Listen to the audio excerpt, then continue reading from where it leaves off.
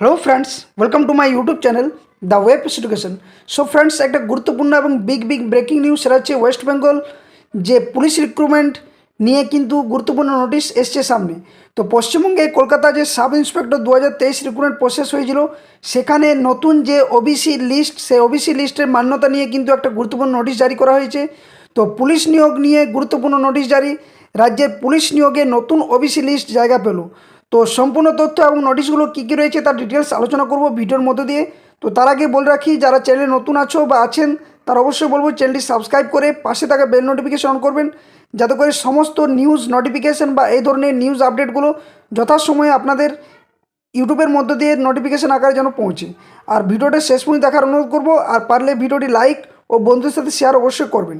তো চলুন বিষয়টি কী রয়েছে একদম অফিসিয়াল ওয়েবসাইটে যাওয়া যাক, তাহলে কিন্তু বুঝতে পারা যাবে। ওকে, তো ভিডিওটি স্কিপ না করে শেষ পর্যন্ত দেখুন। তো আমরা পিআরবি বোর্ডের অফিসিয়াল ওয়েবসাইটে চলে এসেছি। সেটা হচ্ছে দুটো নোটিশ এখানে জারি করা হয়েছে। একটা হচ্ছে 30 তারিখে, দুটোই জারি করা হয়েছে। একটা হচ্ছে notice for changes of subcaste for more backward classes, backward category A or backward category B and caste category for candidates other than more backward classes A and category B.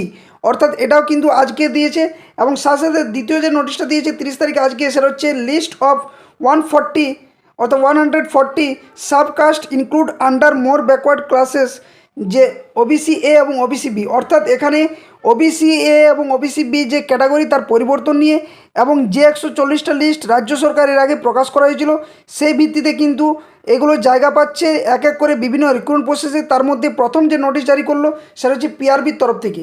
এবং এখান থেকে একটা গুরুত্বপূর্ণ আপডেট আমি তোমাদের কাছে বা আপনাদের কাছে শেয়ার করতে চাই। সেটা হচ্ছে, যেহেতু পিআরবি একদম ফ্রেশ রিক্রুটমেন্ট করতে ইচ্ছুক সব দিনেই, এবং সেক্ষেত্রে কোনো আর বাধা বা দ্বিধাগ্রস্ত আমরা জানি যে এক্ষেত্রে হয় না। তো যেহেতু পিআরবি 140টা জাতিকে একদম শংসাপত্র হিসেবে মান্যতা দিতে রাজি হয়েছে বা নোটিশ জারি করেছে, সেক্ষেত্রে আদার্স রিক্রুটমেন্ট প্রসেসগুলোতেও কিন্তু একইভাবে বার করবে। সেখানে পিএসসি হোক বা প্রাইমারি রিক্রুটমেন্ট হোক বা আপার প্রাইমারি হোক বা এসএসসি হোক, সমস্ত রিক্রুটমেন্টের ক্ষেত্রে কিন্তু এগুলো এক এক করে প্রকাশ করবে। তো নোটিশে কী রয়েছে ডিটেলস একদম আলোচনা করা যাক। তো আমরা নোটিশগুলো ডাউনলোড করে ডিটেলস আলোচনা করার চেষ্টা করছি। ওকে, তো স্কিপ না করে নোটিশটার ডিটেলসটা একবার দেখো। তো দেখো, আমরা ওয়েস্ট বেঙ্গল পুলিশ রিক্রুটমেন্ট যে বোর্ডের নোটিশটা আমরা জারি ডাউনলোড করে নিয়েছি। এখানে কি বলা রয়েছে না, নোটিশের উপরে দেওয়া রয়েছে যে recruitment to the post of sub inspector ইন্সপেক্টরেস unmarried branch, sub inspector arm branch and sergeant in Kolkata police 2023। অর্থাৎ 2023-এ যে রিক্রুটমেন্ট প্রসেসটা শুরু হয়েছিল, যেটা কলকাতা সাব ইন্সপেক্টরের, সেখানে নিয়ে কিন্তু নোটিশ জারি করা হয়েছে। তো কী বলা রয়েছে এখানে মেমো নম্বরে দেওয়া রয়েছে ডিটেলসভাবে। তো এখানে বলা রয়েছে 1 নম্বরে, candidates who appeared in the preliminary examination in recruitment to the post of sub ইন্সপেক্টরেস unmarried unarmed branch, sub inspector armed branch and sergeant in Kolkata police 2023, and claimed their category as more backward category A or backward category B in their application form are requested to visit our website on regular basis. A link will be provided in our website 2/8/2025 for a period of 7 days till 9/8/2025 to changes their category on the basis of their subcaste as per government notification, যেটা দেওয়া রয়েছে 1056 BCW/MR33/2025 dated 27 মে 2025। অর্থাৎ এখান থেকে আমি যদি বাংলাতে এটা ব্যাখ্যা করে বলে দিই, যে 2023-এর যে রিক্রুটমেন্ট প্রসেসটা হয়েছিল, যেখানে প্রিলিমিনারি এক্সাম হয়ে গেছিলো সাব ইন্সপেক্টর কলকাতা পুলিশের, সেখানে যে সাবকাস্ট এ এবং বি, তার ক্ষেত্রে কিন্তু সংশোধন করার জন্য একটা ডেট দেওয়া হয়েছে, যেটা 2 আগস্ট থেকে 9 আগস্ট, অর্থাৎ 7 দিন সময় দেওয়া হয়েছে। এবং এই নোটিশটা কী জন্য জারি করা হয়েছে না, 27 মে যে ওয়েস্ট বেঙ্গলের তরফ থেকে যে নতুন ওবিসি ক্যাটাগরি প্রকাশ করা হয়েছিল, সেই নতুন ওবিসি লিস্ট অনুযায়ী কিন্তু তারা পরিবর্তন করতে পারে।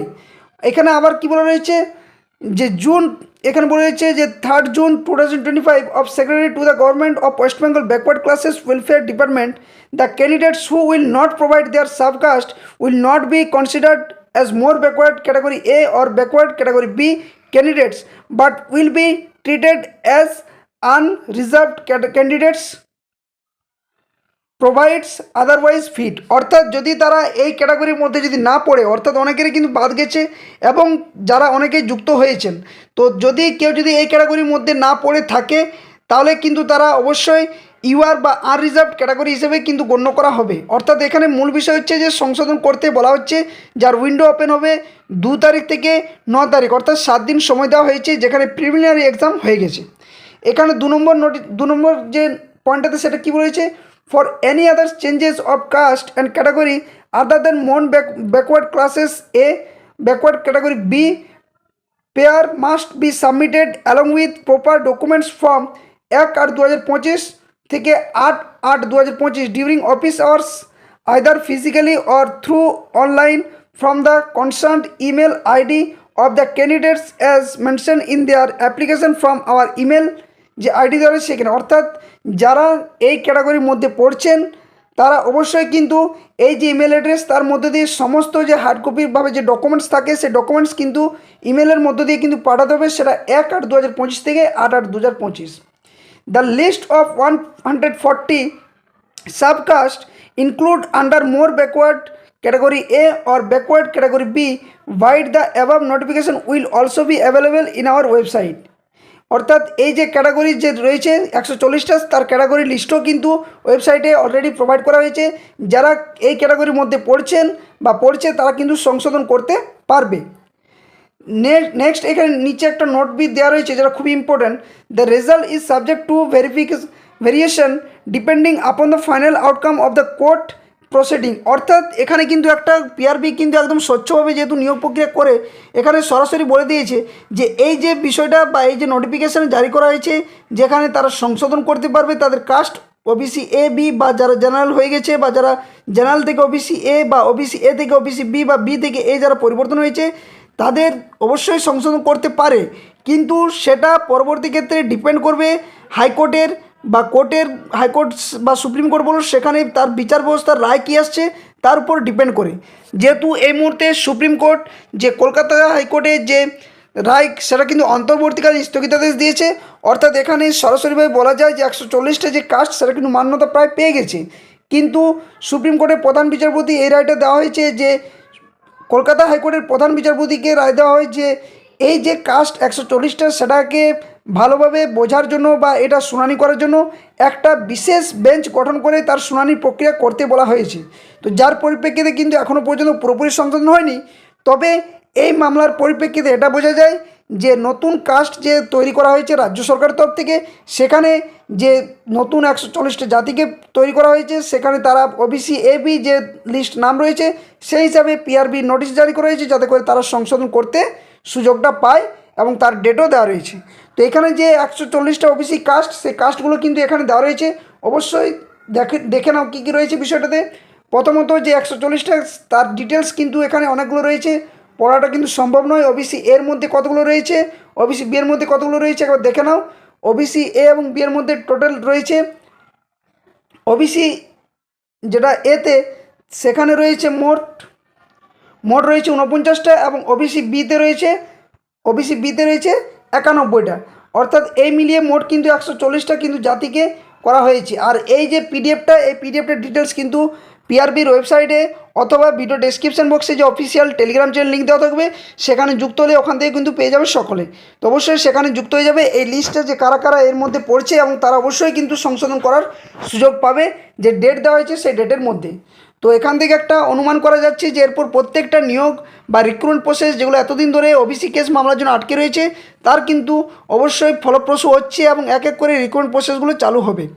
তো এই ছিল মূল আপডেট। অবশ্যই ভিডিওটি ভালো লাগলে লাইক শেয়ার করবে, সাথে সাথে চ্যানেল নতুন হয়ে থাকলে সাবস্ক্রাইব করে পাশে থাকো যাতে সমস্ত আপডেট নিউজগুলো যথাসময়ে পেয়ে যাবে। ধন্যবাদ। চ্যানেলে নতুন হয়ে থাকলে লাইক শেয়ার এবং সাবস্ক্রাইব অবশ্যই করবে, সকলে পাশে থাকো চ্যানেলের, অবশ্যই কিন্তু যথাসময়ে সাহায্য করা হবে। ধন্যবাদ। জয় হিন্দ। সকলে সুস্থ থাকো, ভালো থাকো।